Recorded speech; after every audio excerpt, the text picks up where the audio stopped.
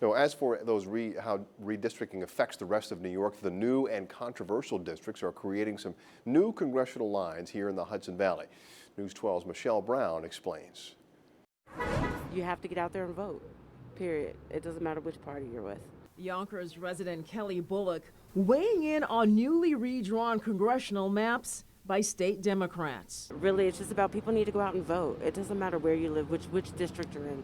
You just need to go out and vote. Voting along party lines, lawmakers in both the state Senate and Assembly on Wednesday passed a bill expanding the state's congressional maps. The proposed maps would give the Democratic Party an advantage in 22 of the state's 26 congressional districts.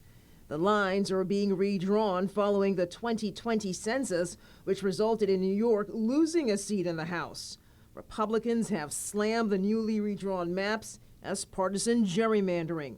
Republican political analyst John Murtaugh says the bipartisan Congressional Map Commission failed to do its job, so Albany Democrats took advantage of the situation. They drew lines to squeeze out one Republican congressional district completely, and then set up most of the others to almost guarantee a Democrat would get elected.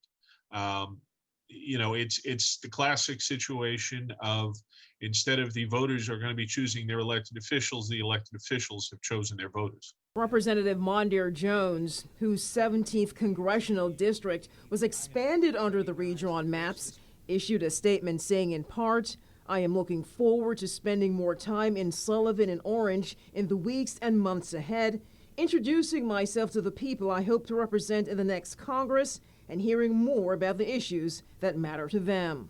Some people in the Hudson Valley say the redrawn congressional maps and Republican criticism is just politics as usual. It's always going to be that way. It's always going to go back and forth. Michelle Brown, News 12. Redistricting proposal approved by the Senate has now been signed into law by Governor Kathy Hochul.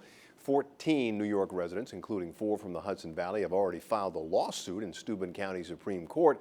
They say the legislation is unconstitutional.